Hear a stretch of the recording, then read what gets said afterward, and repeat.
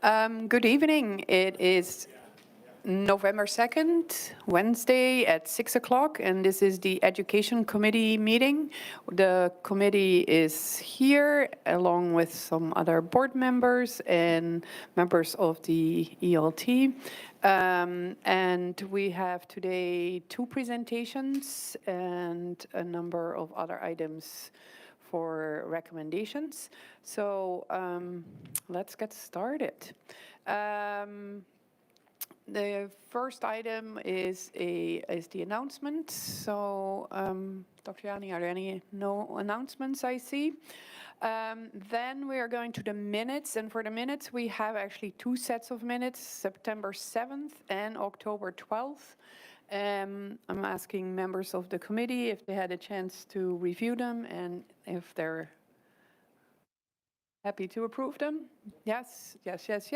All right, so that means that these minutes are going to go to the legislative meeting for information only. That gets us to the first presentation, the one on Linkit, which is the parent portal. All right. So Linkit is a platform that we use as a district to hold all of our, it's our data management system. So all of our high-level assessment data is housed in Linkit. Over the past few years, we've been looking at some of the other aspects that Linkit offers, and slowly have been working. As you know, our focus this year on using data to determine next steps. We're really digging into some of the other components of Linkit. And primarily, if you look at the top left of that side, this is something in the last year that we've been looking at through Linkit. They have both online and paper-based test administration. They have some authoring tools that teachers can use. They have an extensive assessment library that has standardized test preparations. They have benchmark exams based on standards-aligned grade levels. They have, we used an algebra readiness assessment in Linkit a year ago for our 5th grade to 6th grade, a piece of information for that. Some of the nice features that our teachers have been using from Linkit for assessment, you can print off bubble sheets, so it's still a paper pencil test, but then the scores actually get run through the photocopier and others to upload into Linkit. The benefit being that teachers can do a really detailed item analysis of student performance. You can look at those scores from a gender perspective, socioeconomic, et cetera. So you can look at all different kind of disaggregated data and also use that to compare to other pieces of data that are in the system. So that assessment solutions piece is newer to us that we're continuing to work towards. We have been using that data warehousing piece. So that's really where we're keeping our keystones, our PSSAs, our easy CBMs, our previous STAR assessments, et cetera. Navigator Analytics is where we run the data reports that we use on a day-to-day basis and that we also use for our district data presentations and other district decisions. An intervention manager is probably the very next thing that we'll start to look through in terms of how we can manage some of the processes for identifying and providing interventions. So that's the piece of the puzzle that we haven't really been digging into too much, but I know Dr. Blankman is interested to learn more, as am I, through the next few months. So Linkit has what is called the parent portal, the parent guardian portal, that we are going to be exploring very slowly this year, with the ultimate purpose being we've identified very specific measurable goals in our Vision 2025 statements for how we will monitor grade level expectations and district goals for students. The 3rd grade reading goal, the 7th grade math goal, and the 8th grade writing goal specifically. Ultimately, Parent Portal is going to allow us to have a portal that's open to parents that they can see, parents and guardians can see where their individual student is in terms of meeting those district expectations. So it's separate from a progress report. It's separate from a report card at our secondary level because it is a very specific data point that we've established, that three-pronged data point that we've talked through. So what you see here on this snapshot is what parents will begin to see as we slowly open this portal over the coming weeks. And so down the left where you can see student demo 1, 2, 3, that would be a parent that has 3 children in our district. And what they would be able to do is select which child they're wanting to look at and then see to the right. In this example, this student was a PSSA assessment. You can see it was a grade 7 ELA assessment that was proficient, the score range, and the raw scores. So this will open for parents that snapshot that makes a little bit more sense to those paper sheets that we used to mail home and we still mail in many cases. So when this portal opens in December 1st, we're going to begin with high-level district-wide assessment data that already exists in the portal, looking at things like PSSAs, Keystones, PSAT, SAT, ACT, and AP tests. So historical data to this point. The goal being that if we can get parents registered, and I'll explain that in a future step, to start knowing that this portal exists, then as we continue to do a deeper dig as a district into our BAS assessments at elementary level, our curriculum-based assessments, which is Easy CBM currently, district-wide benchmarks that are being worked on during our professional learning days this year, and other forms of assessment, that over time we can begin to open these assessments up to parents as well, where parents would be able to see a very specific high-level view for an assessment. So if I look at that, I could see if my student is approaching reading level, at reading level, exceeding reading level. I would be able to see if it's a vocabulary concern, et cetera. One thing I want to continue to emphasize, and I think I have it on the next slide, is that this parent portal, just like our online gradebook, will never replace the communication from the district. So I'm not going to log on to parent portal and find out that my child has a problem reading or that my child has a problem in math. That communication always comes from our building staff first. This is just another place for parents to have another level of information about their students' assessment data. So where we're going with this over the coming months, this first bullet here is important. All of this is going to be housed on the Teaching and Learning website on the district page. The most important is that context is key. So my son brings home assessments in math, and I quickly go to the 3 questions that are circled to figure out why they're circled. But we were talking today with Dr. Webb about the importance of starting with those strengths-based and that context being key. And so the website that all of this information will be linked on will have very clear descriptions as to what a proficient level means on a given assessment, what a specific indicator means for a specific assessment, just to continue to provide some of that context. As I mentioned a moment ago, it's always important to start with our classroom teachers who spend the most time of anybody with our children. Building principals are also very adept at analyzing and using this data. We've been working with our principals in that. And again, parents will not find out about problems by viewing Parent Portal. This is, again, just another place for us to hold that information and to continue in that spirit of transparency when we have that information. So next steps, prior to the Thanksgiving holiday, there will be communication from the district and a community update, and there will be an email to families that I believe Prakash is going to come from Linkit once they have our information. That email from Linkit will have a registration code that allows you to attach, parents to attach, and guardians to attach the appropriate students to the appropriate account. On December 1st, the Parent Guardian Portal will open with that historic data that I discussed, that statewide data that's currently in the system. The website will be live. There are parent guardian tutorials, on-demand videos that parents and guardians would be able to access. Linkit has been really been supportive. They've been fantastic as a group. That they jump on a call in a moment's notice to walk us through this work, and they'll continue to provide that support to us and our families as we continue to navigate this portal. Many local districts that are using Linkit are using this parent portal for a year or two, and we've kind of been watching to see what we can learn from those districts over the last couple months.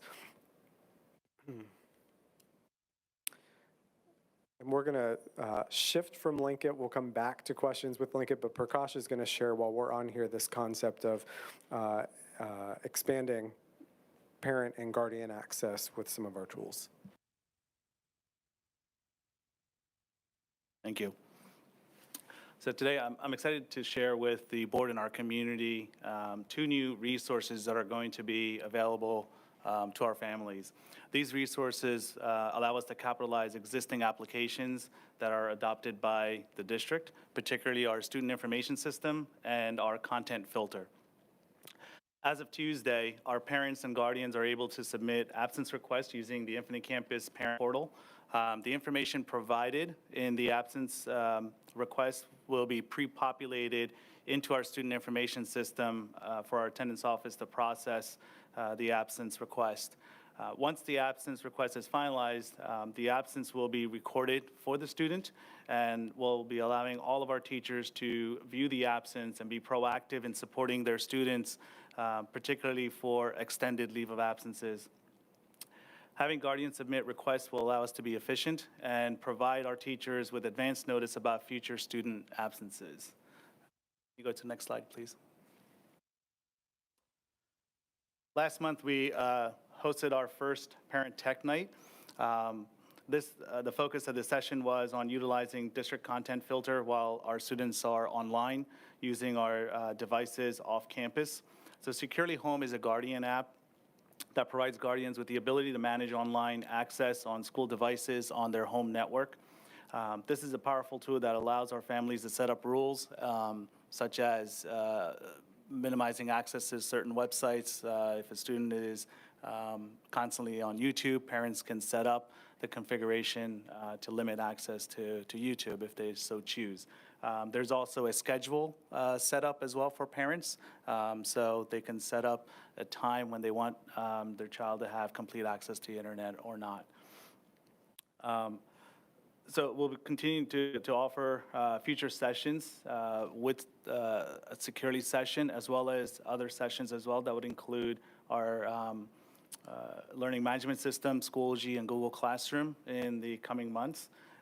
We're currently looking at Schoology as being the next session to offer to our families.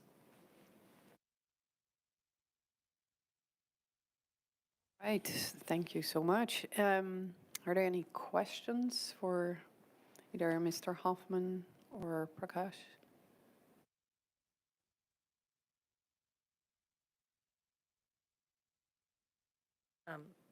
I think these are great additions.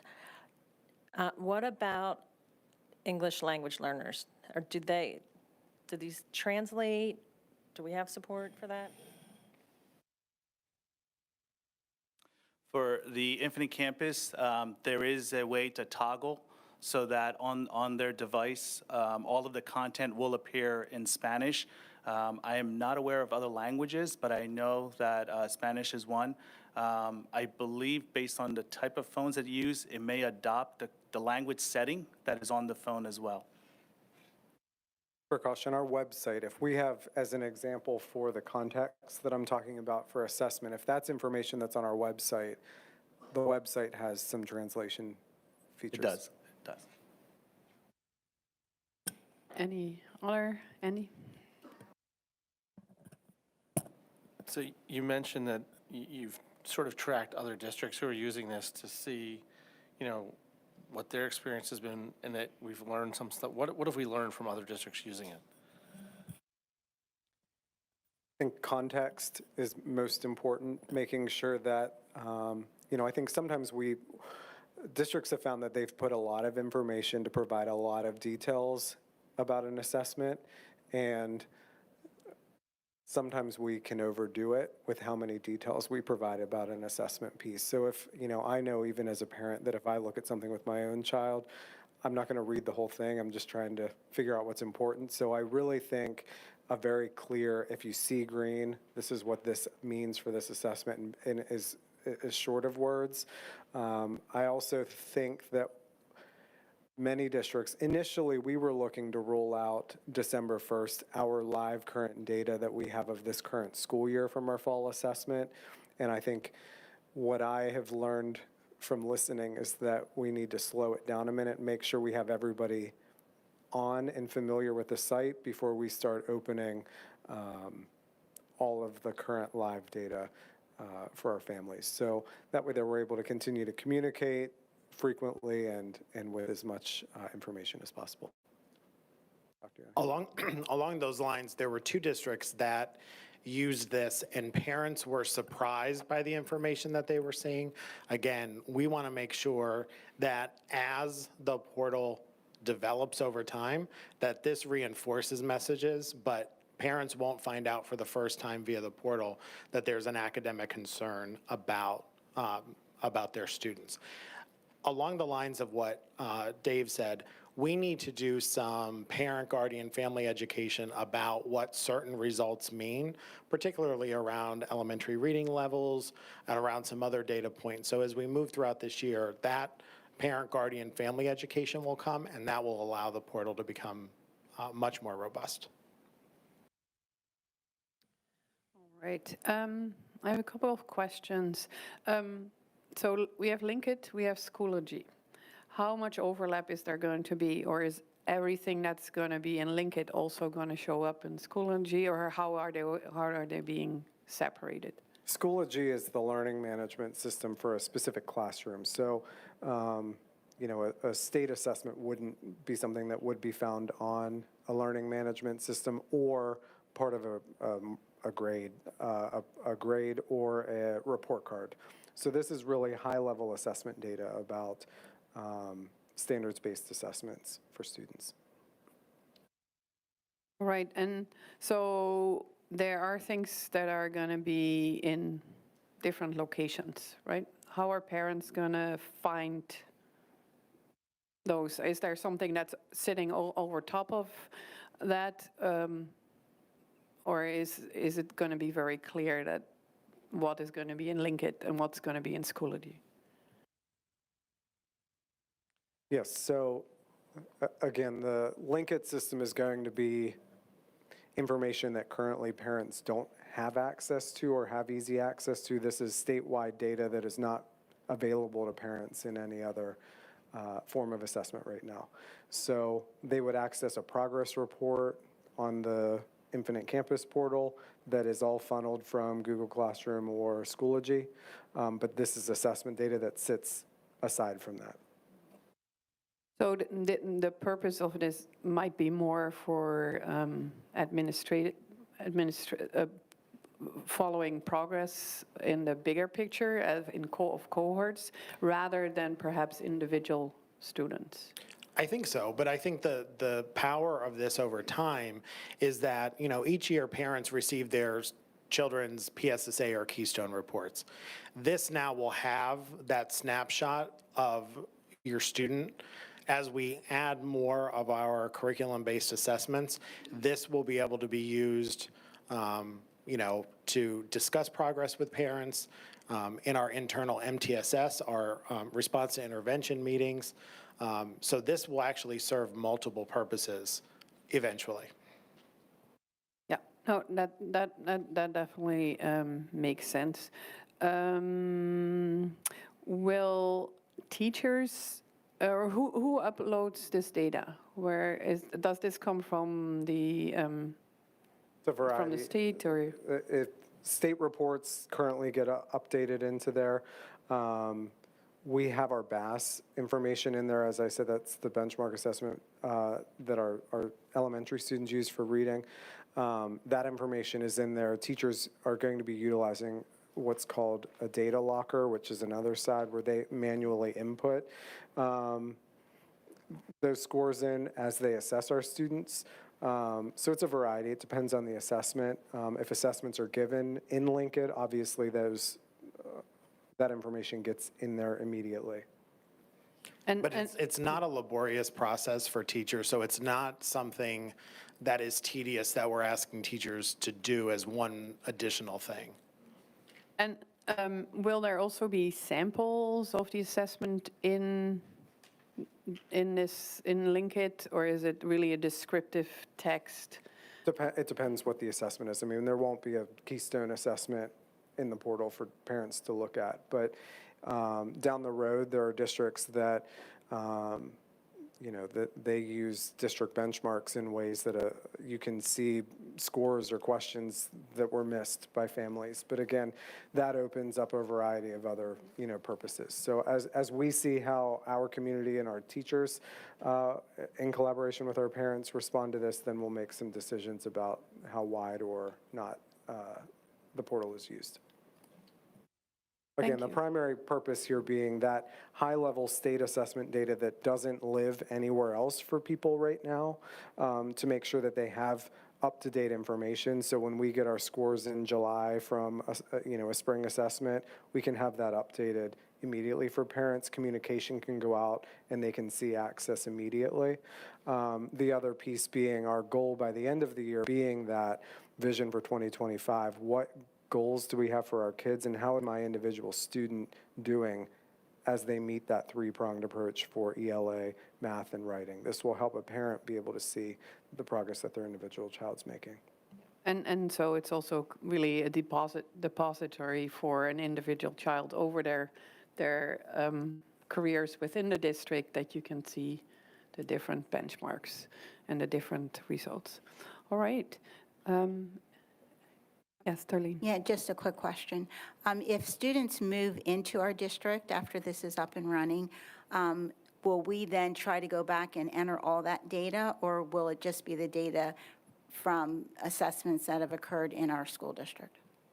It depends really what comes with the student. In some cases, sometimes we have that information and we can easily get that uploaded into the system. In other cases, it doesn't always come. PSSAs and Keystones will be there because it's based upon their student ID number, SAT and ACT as well, but other local data may not come. We may not have reading assessment data, or we may not have, if the other district doesn't use CBM, for example, that would be missing, but anything that's attached to the student's ID number would come over.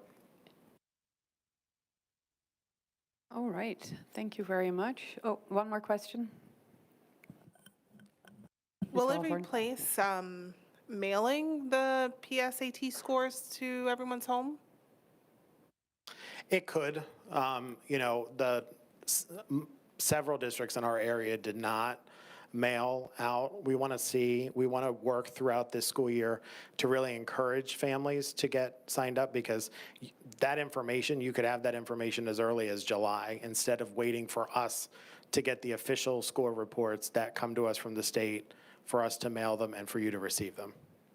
And are teachers currently using Linkit right now?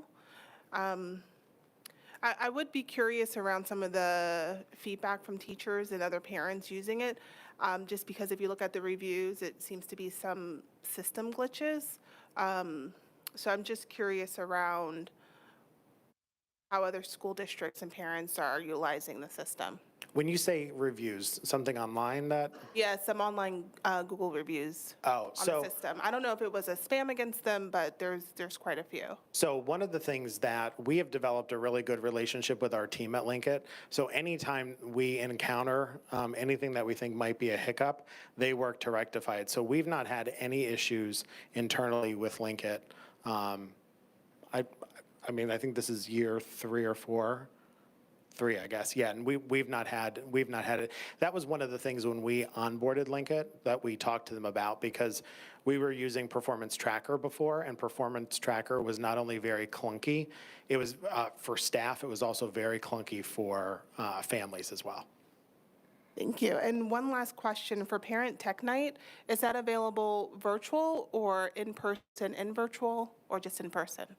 We did it in person, which allowed us to handhold the parents through the setup, the configuration of the app, and so forth. Is it possible to offer it virtually as well? The Schoology one that we're planning right now, we can, because it's not about setup, it's parents already have access to it and just walking them through the portal, where to find assignments, where to find the classes and so forth. So that is feasible to do virtually, but the security one was not.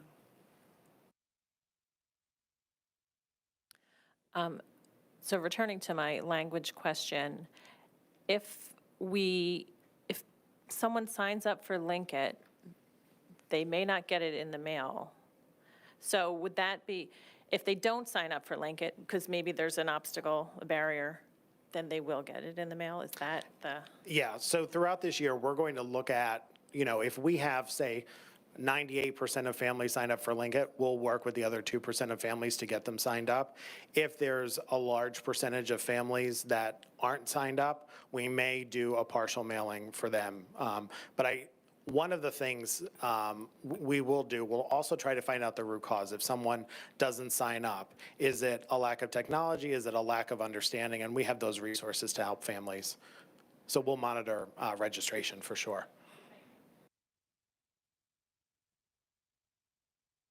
All right, I think we can move on to the second presentation. And first of all, thank you for this past one and the new one, this next second one on data and the next steps. Thank you, Mrs. Sherpier. So you've heard Mr. Hoffman say several times this year so far that our overarching theme is using data to determine next steps. And this presentation is going to give you an overview of the work that we're doing to build capacity in our staff, our administrative staff, our professional staff, and our support staff, in particular, our educational assistants, to improve student outcomes. So, Ms. Evans, if you can go to the next slide. You've seen this slide before. This slide is a touchstone slide that we use whenever we're talking about continuous improvement. And this is really based in our work with Dr. Webb. So when we start from a strengths-based approach or a strengths-based lens of what students already know how to do, what they know and what they know how to do, and then we look to see what are they on the verge of doing, that is how we're going to continue to move the needle in terms of achievement. We were with Dr. Webb today, and we had a pretty lengthy discussion about the way that we look at where students are. If we start from a deficit perspective and saying what they can't do, then you're really just admiring a problem. But when we look at what they already can do, it's much easier then to attach new learning to the things that they're successful with. And so as we spend the rest of our time with Dr. Webb this year, and also with our leadership team, our instructional leadership team, the focus is going to be looking at students' strengths, looking at data through that lens, so that we can continue to move our students forward so that we meet or exceed those goals that are in Vision 2025, which is our set of strategic action plans. The next two slides are just reminders. So we have two overarching focus areas for this school year. The first focus area is teaching and learning. And under that umbrella of teaching and learning, obviously we have instruction. So we want to make sure that our students are continually receiving instruction that's aligned to priority standards. We really need teachers to be very explicit with students about what they're learning and why they're learning it. When students know why they're learning something, according to Hattie's effect size, that is one of the, besides from the teacher's efficacy in the classroom, knowing explicitly the purpose of what you're learning and why you're learning it has a tremendous positive impact on instruction. We need to make sure that our assessments are aligned to priority standards. And with the teaching and learning team this year, we're really digging into the curriculum-based, teacher-created assessments to make sure that they're reliable and that they're valid, so that the assessments are actually assessing students' knowledge of course content, and that we're really measuring students against the standards that they're supposed to receive for the course. In terms of special education as well, we need to make sure that if a student is in 6th grade, for example, whether they receive math in a general education classroom or in a special education classroom, that they're working towards 6th grade standards, so that there's that thread going through. Otherwise, we are really not doing everything we can for students receiving replacement instruction. On the other end, students that might be in gifted or enrichment, looking at how we can deepen students' knowledge based upon grade level standards and priority standards. The next big focus area is observations. You know, one of the things that we talk about with staff all the time is feedback. If feedback isn't timely and specific, it's not worth giving. And so we have redeveloped or reignited our work around informal walkthrough observations, where teachers are getting feedback in the moment or shortly after that brief observation. Those informal walkthrough observations provide a tremendous amount of data, not only in how students are performing, but how teachers are performing. And it allows our leadership team to identify needs across a grade level or a department or a building for professional learning. And then the third big area is professional learning. So we believe very strongly that staff need to have a voice in their professional learning. However, as a leadership team, we're also very careful to look at the data that we're collecting through walkthroughs, through student performance data, through student assessment data, so that we provide professional development on the things that teachers need to do to help students improve. Because at the end of the day, everything we do with and for our teachers is to improve student outcomes. And then we have our culture and climate focus area. So this is where we have recommitted ourselves this year to school-wide positive behavior. And you know, when folks hear school-wide positive behavior, sometimes they think it's a way of watering down discipline, or it's a way of turning a blind eye against or on things that students might do, or that we're simply rewarding students for good behavior. What school-wide positive behavior does, it actually teaches students the expectations for what it means to be a student in our buildings, in our classrooms, and in our learning communities. So we move from school-wide processes to group or grade level processes, and then when students need intervention, right down to the individual level. This allows us to be much more restorative in our approach when we need to enact discipline, so that so that when we're working with students, we don't have a focus on punitive discipline, but on restorative measures to help students not only perform well in their learning community, but to really be an integral part of their learning community. And with that, I'm going to turn it over to Mr. Hoffman to talk about what we're doing to build capacity in our professional staff members. So for the last 2 Mondays, we've had professional learning days, October 24th, October 31st, all really focusing on some of the changes that have occurred as a result of Act 13. So we've been working under Act 82 for the last 10 years or so, and Act 13 has enhanced some of the areas of observation and evaluation, and I want to talk to you a little bit about what that looks like from an observation piece for our teachers. So with Act 13, we're continuing to use the Danielson framework in the 4 domains of the Danielson framework. There is still an inclusion of student performance data as part of the ultimate end-of-year evaluation. We're still using the 0 to 3 educator rating scale, and we still have the same levels of performance at the end of the evaluation.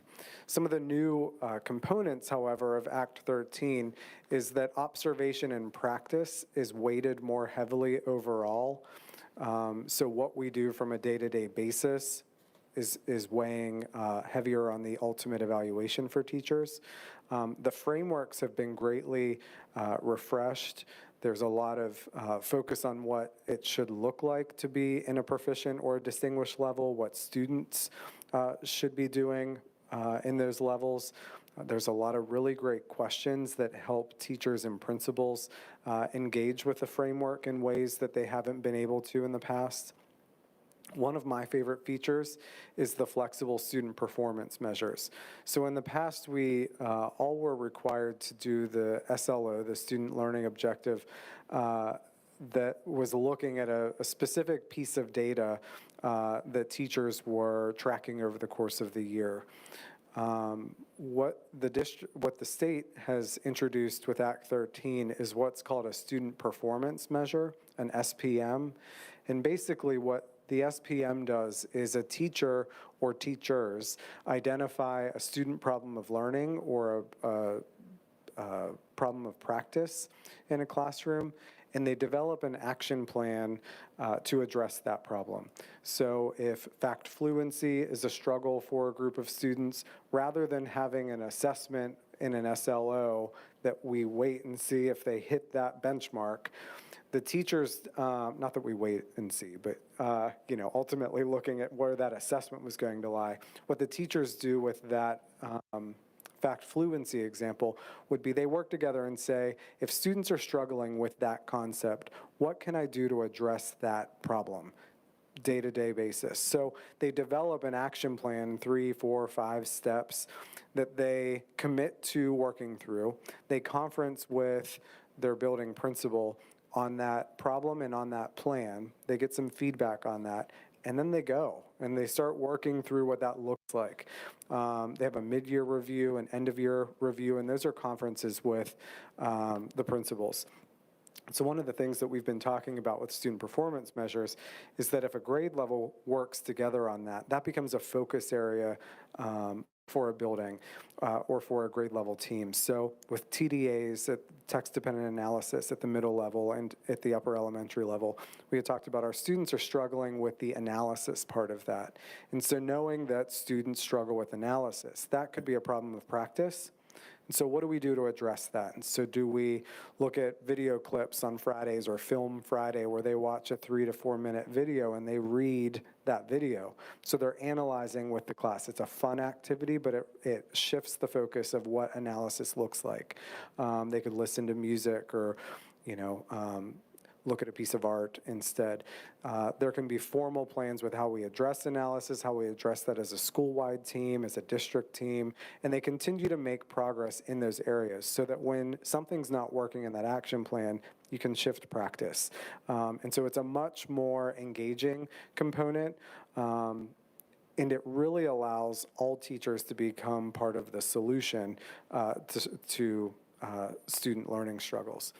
Other new components is the requirement of artifacts and evidence.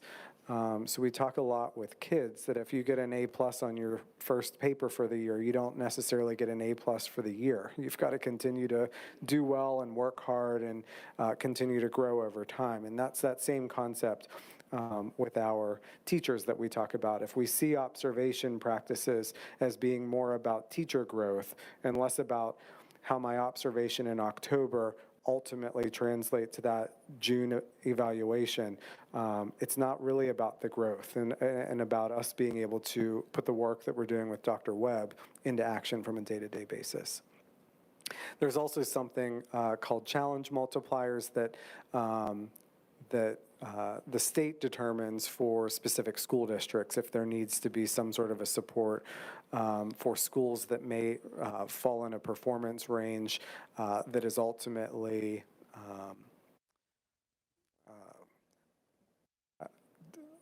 struggling with the word for it. Struggling academically. Academic struggles. It's not something that Upper Dublin is going to be using or needing to use the challenge multiplier. So if I could just interrupt. So, I'm often a critic of the Department of Education. The student performance measures is actually something that is quite good that they have embedded into the process because it makes people think deeply about the instruction that they're providing and what intervention students might need. We do not have a challenge multiplier. I actually resent the fact that there is a challenge multiplier because that is the state saying that some districts can't perform, and what they're saying is those kids can't perform. And so we believe that that part will come out of the legislation in the next legislative session. But the student performance measures themselves are really good. And actually, our principals' goals this year are really student performance measures because they're being evaluated against how students are not only performing academically, but growing. You see why I was stumbling over my words there with the challenge multiplier. This just shows the breakdown of what observation and practice funnels out to and where the other evaluation components are.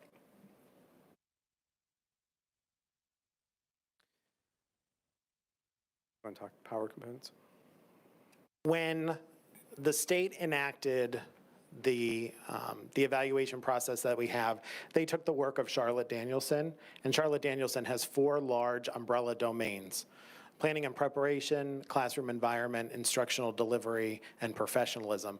And under each of those large umbrellas, there are a number of components. There are actually 22 components that we could be rating a teacher on.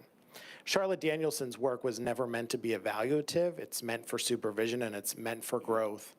So over the last couple of years, we have focused on 10 of the 22 components. We call those our 10 power components, and this allows us to focus more intently and intensely on areas where teachers can work to improve student outcomes.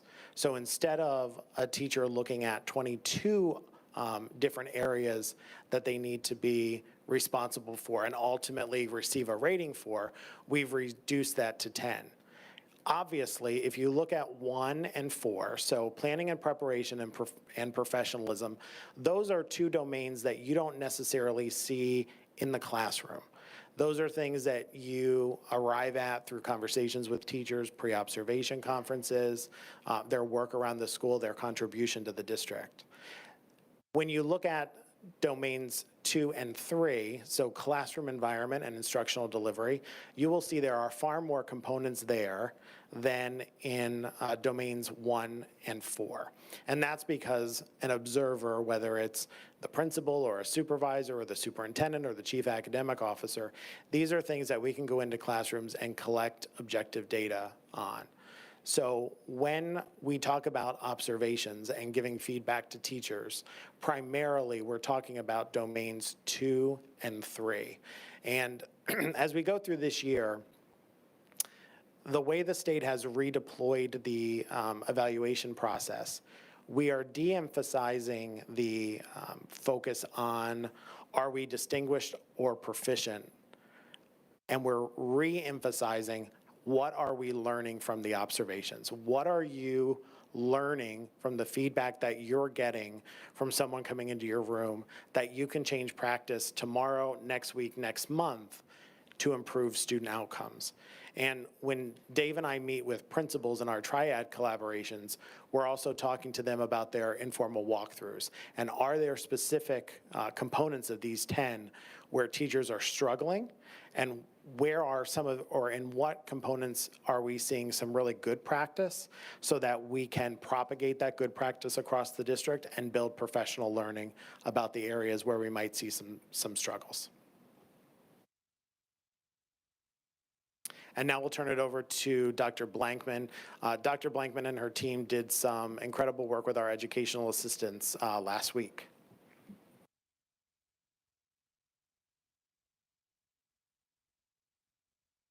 Good evening, everyone. I am thrilled and grateful to have a little bit of time to talk with you tonight about some of the work that we had the opportunity to do with our educational assistants and professional learning last week. For many reasons, but not the least of which our educational assistants are very often the unsung heroes of our students' success day to day and positive experiences coming to school and participating in our classroom and school communities. So not everyone may realize that just as there are standards and best practices in teaching and learning, there are best practices for supporting our students in teaching and learning as well. Can I have the next slide? And so the Pennsylvania Department of Education's competencies for educational assistance are aligned with the CEC, Council for Exceptional Children's competencies for educational assistance. And a huge shout out to our 3 supervisors of special education, Sarah Feather, Shar Seiverling, and Joanna Edelman, who worked together so that we could create a professional learning experience for educational assistance that was competency standards driven. And so they spent about half a day with approximately 50 of our Ed Assistant team members, taking a dive into not only the competencies themselves, but for us as a community and for our community of educational assistants as professionals in our district, where are areas of strength, where are our areas of growth for each individual Ed Assistant to do that self-reflection of the areas where they feel the most confident and the most skilled, and areas where there is more curiosity and a desire to grow and learn and to better serve our students in our classrooms.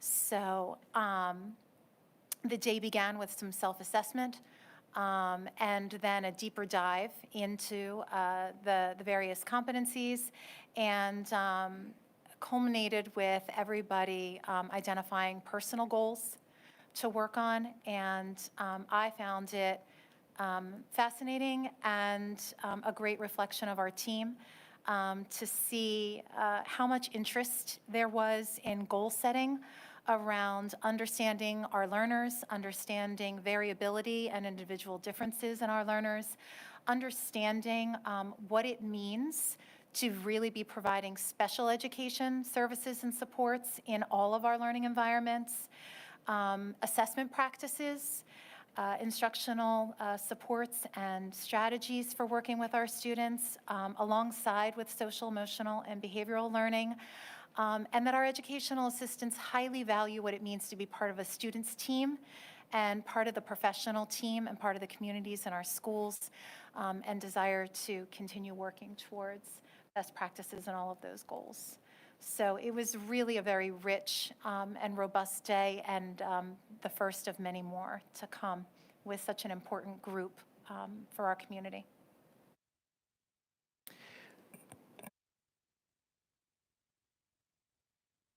In terms of professional development, when we were really honest with ourselves and we looked at what employee groups were not getting the best professional development, professional learning, our Ed Assistants were one of the groups that we felt we really needed to take another look at how we deliver professional learning, because as Dr. Blankman said, these folks are integral to a student's team. They're as important as their special education teacher, their regular education teacher, and if the educational assistants, if we don't do a good job developing those folks, we're shortchanging our kids. And I have to say, we have many really amazing educational assistants, and we're really lucky to have them as part of students' team. So we are continuing our focus on positive behavior support, and that included some de-escalation training, and then also making sure that that we are remaining really in tune with students' needs. So making sure that we are creating plans, not just for our special education students, but for all students, whether you're regular education, gifted education, or special education students, making sure that we are targeting their specific needs and then areas of growth. All right, thank you so much for this presentation. Are there any questions from the committee? A comment?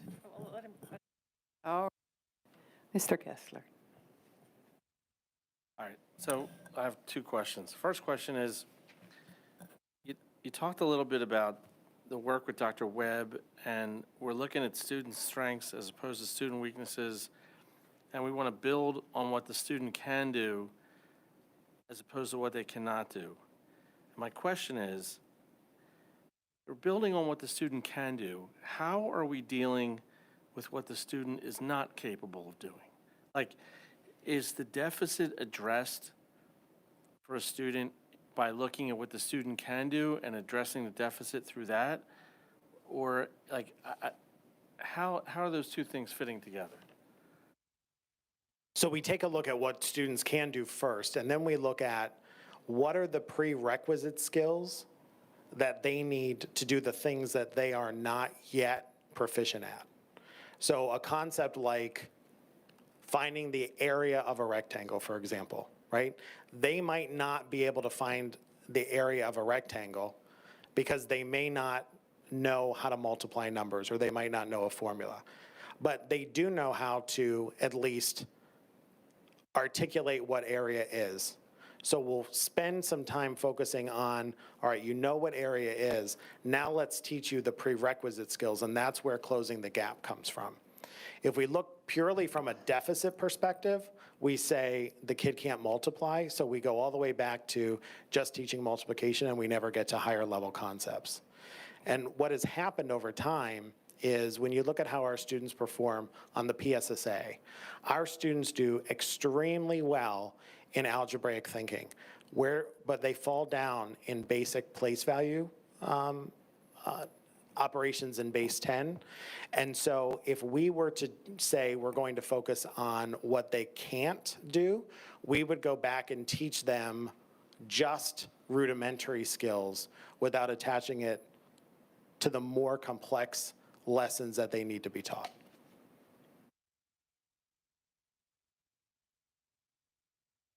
I just wonder, like, if you have a kid who gets to 8th grade and can't read fluently, how do we address that by saying, what can the child do, as opposed to, this kid can't read? So that's a rather extreme example, and I don't mean to say that in a flip way. You know, there would be interventions along the way. They would get supplemental services and supports. When we're talking about what students can do, we're looking at what are all students in the class being able to do right now with proficiency. You know, when we have students at whether it's the elementary level, middle level, or high school level, if they're having difficulty with reading, we have reading specialists that they work with. So, but even in those cases, you still have to attach to what students can do so that you can build intervention plans out around what they can't do. So here's my next question. It goes on to the professional learning that the educational assistants went through. So you have this, well, you had a slide up there that talked about the educational assistant core competency survey and then the core competency goal sheets, and I take it they all filled them out during the course of the day. So what do we do with them as a district? Thank you. I love that question, because one of the things that we can do as a team now is come back and take a look at where our group of ed assistants is telling us that they have greater depth of knowledge and understanding and a greater sense of those skill sets, and where it is that we may want to target additional professional learning. And we can also use that data to look for where we, in terms of strengths and needs, where we can leverage areas of strength and skill to help further support and partner and bolster in areas of need. And it just tells us moving forward as well, places where we might want to do a deeper dive, and allows us to match up the needs that we're seeing with our population with the strengths and areas of need and the competencies. And I mean our population of students. and also not waiting until the next professional development day that we have our educational assistants, right? So if there's a group of educational assistants that needs some capacity to be built, we can do that in the interim. If we have some educational assistants that have a particular skill set, we can also pair them up with educational assistants that might not have that same skill set, and they can work together just as we do as with our teachers. And from year to year, what kind of turnover do we have with our educational assistants? We have a tremendous amount of turnover because the positions are, many times they leave us for another district because another district pays them more. We lose them to higher paying jobs, but I will tell you that we have had a core number of our educational assistants that have been with us for years and years and years. And we're looking at ways that we can retain staff, not just by paying them, which we started to correct in the new collective bargaining agreement, but we have a number of educational assistants that ultimately want to be special education teachers, and we're looking at companies that are out there that will allow them to gain that certification while they're working as an educational assistant. When you make it very palatable and you let people do some job embedded professional development, it's really to everybody's benefit.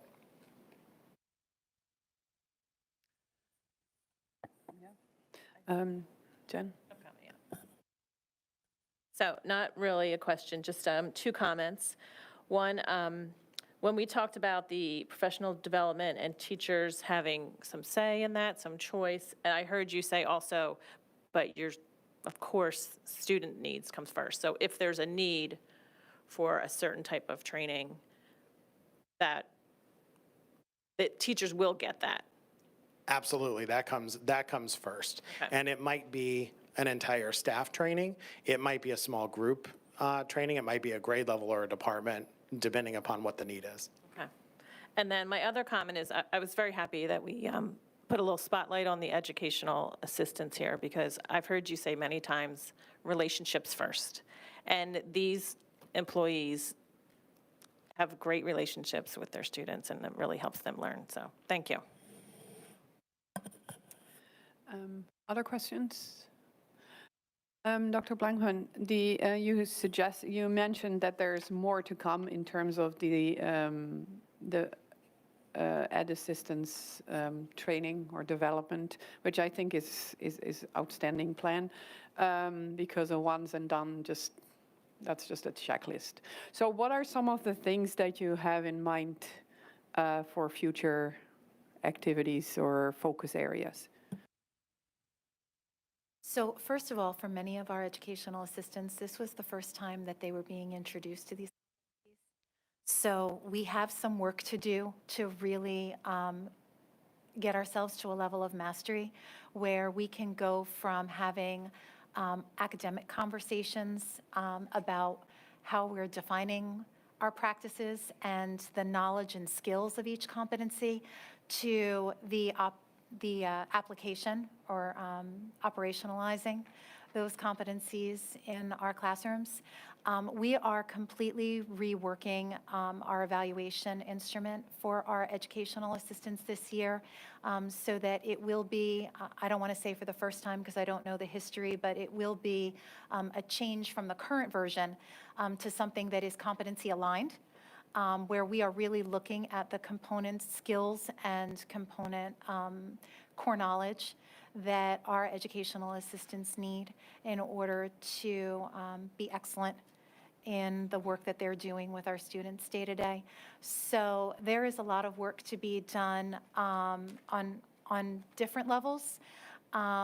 Everything from the way that we are shaping and teaching and getting feedback and implementing a tool like that, from the work that we're doing with our staff to go from just being introduced and starting to rumble with what these competencies are and what they look like and how they fit in with day-to-day practice in our schools and what it means in our relationships with our students and also with our teachers and colleagues that we're working with in our buildings.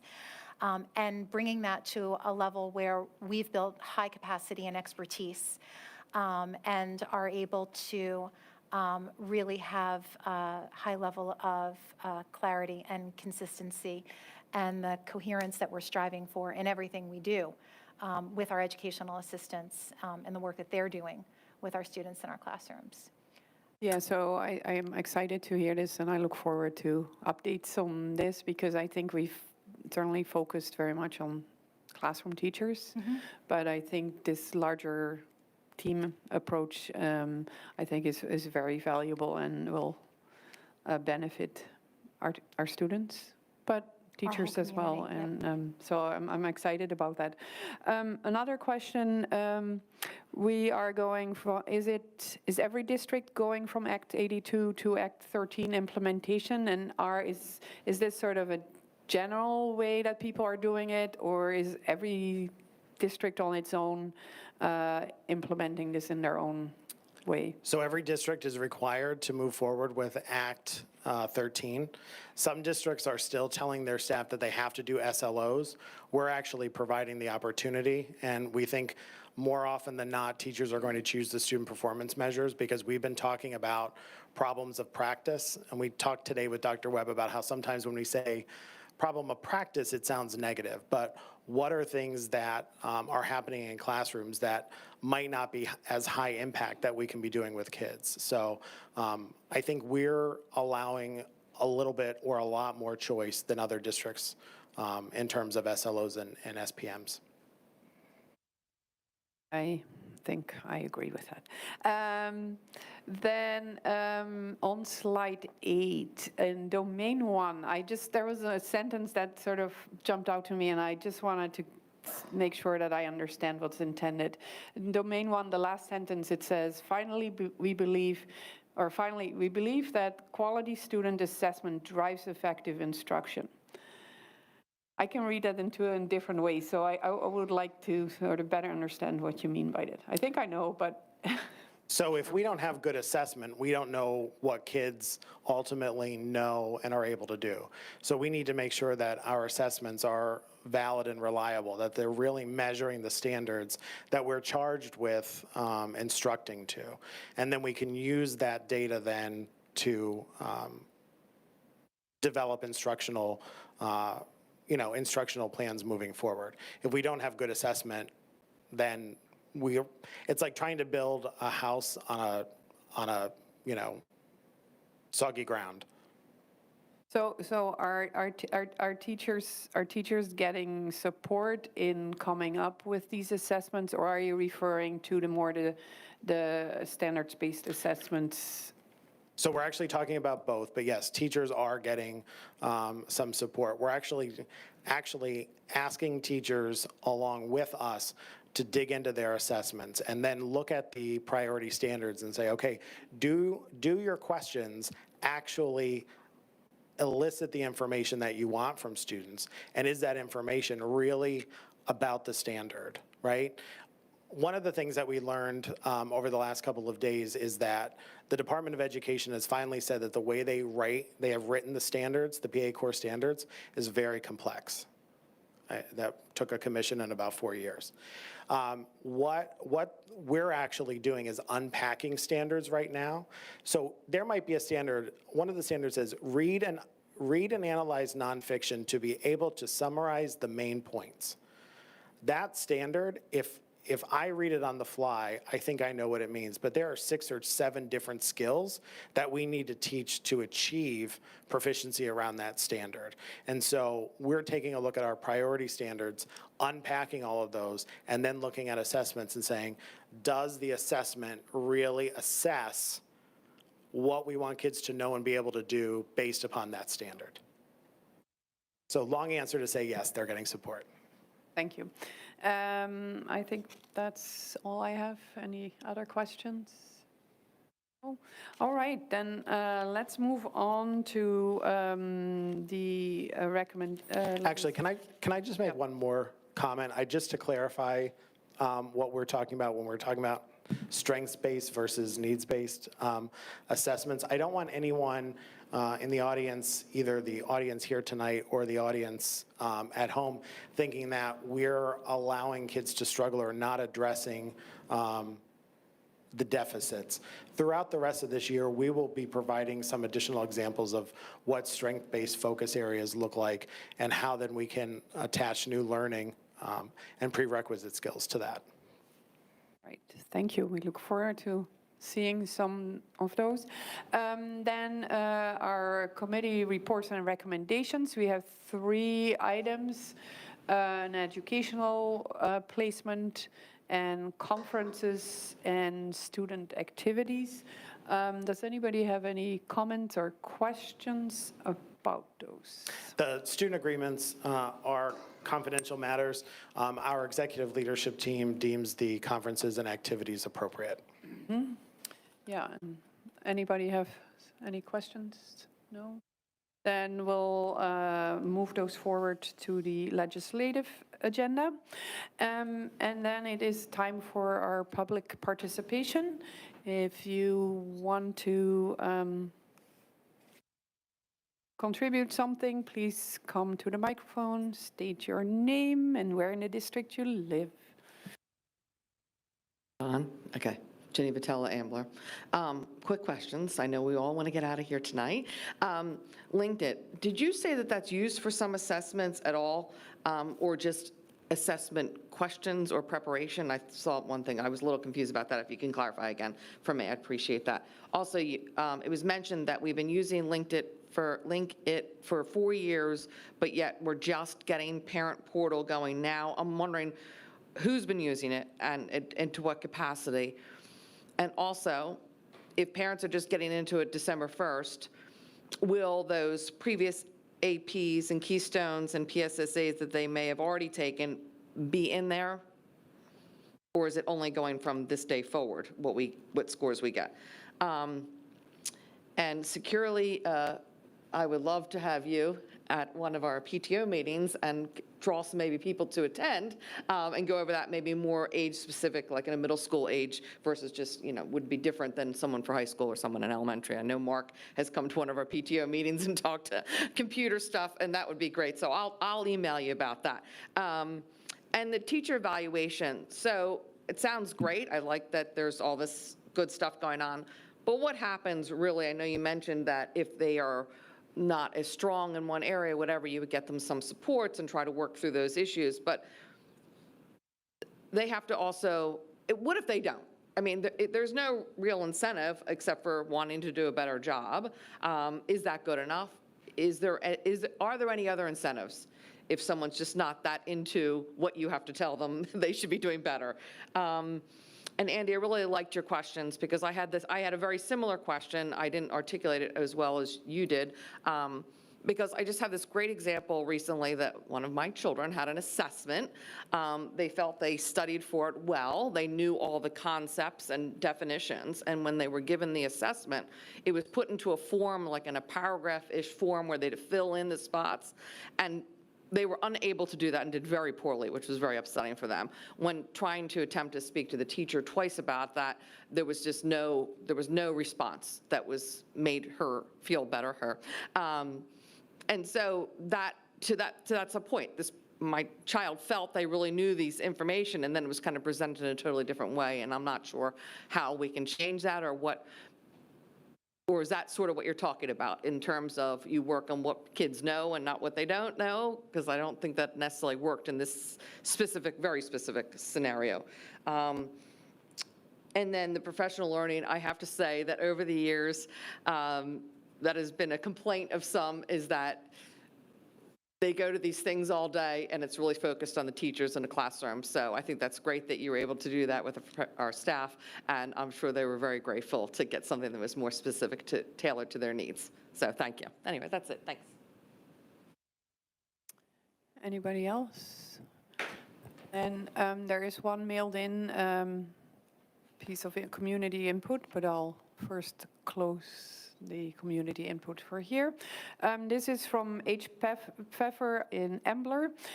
It is with increasing concern and alarm that I hear about millions of Americans being influenced by online media, including social media, to believe demonstrably false information or to be subtly influenced in often nefarious ways. This can include outlandish conspiracy theories discovered on obscure but always prominent websites. It can include advertising disguised advertising disguised as objective information or within online entertainment.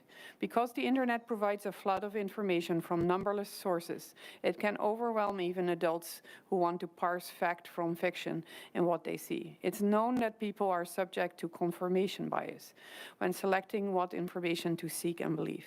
That is, people are prone to select the information that confirms what they already believe.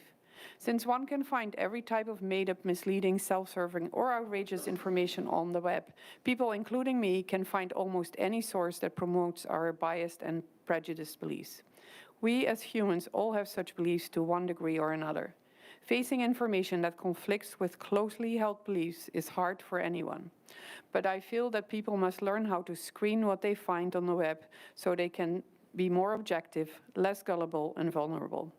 Since young people spend endless hours on the internet, I think that students must be taught how to find reliable, fact-based information on which to base their opinions, be they about politics, global warming, COVID, or each other. Quoting from a recent Inquirer article, "Media literacy is literacy in the 21st century. Our schools teach old-fashioned literacy well, but now they must also use help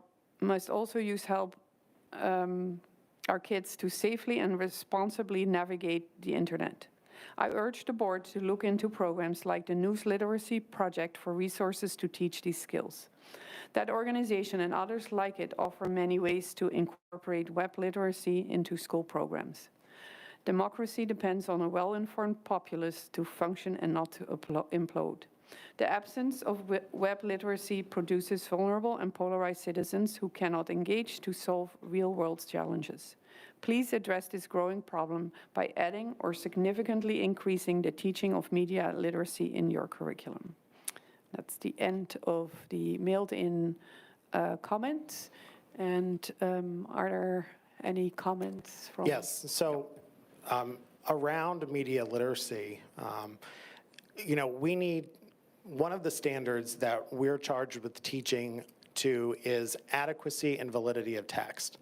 And so when we think about media literacy and where it rests now in the curriculum, largely at the middle school through instruction through our librarian, that really does need to be expanded. And we can no longer wait until 6th grade, because if we're going to teach kids to be good consumers and producers of information, we need to start doing that as early as 2nd and 3rd grade. So the community will see an increased focus on this through the curriculum and through the curriculum review cycles, because we don't want it to just live with one individual or in one department. Around Linkit, we've been using Linkit as a repository, as a warehouse to analyze data. It's been used primarily by administrators and our teachers. The reason that we have not rolled out the parent portal is relatively new. There are some things that we want to be leaders on. There are some things that we want to learn from mistakes of others, and we wanted to make sure that before we rolled out the parent portal that it was indeed secure, and that, as was the case in one other district, parents wound up getting access to other students' data and information, and we wanted to make sure that that was taken care of. Linkit may become a venue for giving assessments as we continue to develop our staff in using it, but that really is to be determined. And in terms of the assessment question that was asked, I think there's a difference between focusing on student strengths and maybe the way questions are asked. So often kids will say, I studied, I did the study guide, but when I got to the test, I knew the definitions of all the words, but I wasn't able to use them in context. And so in those situations, I think it's best to deal directly with that teacher to see how the student may prepare, not better for the next time, but maybe differently. Any other comments? Yes, Mr. Kessler? Ginny, I want to thank you for bringing that question to the forefront with your daughter and her expectations with the test. I just wanted to clarify sort of what I was talking about, and I can appreciate where you're coming from. I never liked multiple choice tests as a kid. Being verbose, I always wanted to write out some answer that I thought I knew. But what I was getting at in terms of my questioning is this, that there are children in this school district, as there are in every school district, who need a lot, need a considerable amount of assistance. And in order to make sure that their educational process is, quote unquote, the best that it can be, so that we provide them with enough assistance so that they can move on to be productive members of society. And so when I'm asking about focusing on strengths as opposed to weaknesses, my concern is that we always make sure that kids who have needs, that we've identified the needs, we're building on those needs, we're addressing them. And if the way to get to those needs is to do it through figuring out what their strengths are, that we're just making sure we're hitting both sides of the equation. So again, I do appreciate, I got this test and it wasn't exactly what I expected, but I'm thinking a little broader in that regard, okay? And I'll just say just to reassure everyone that we are looking at both sides of the equation, right?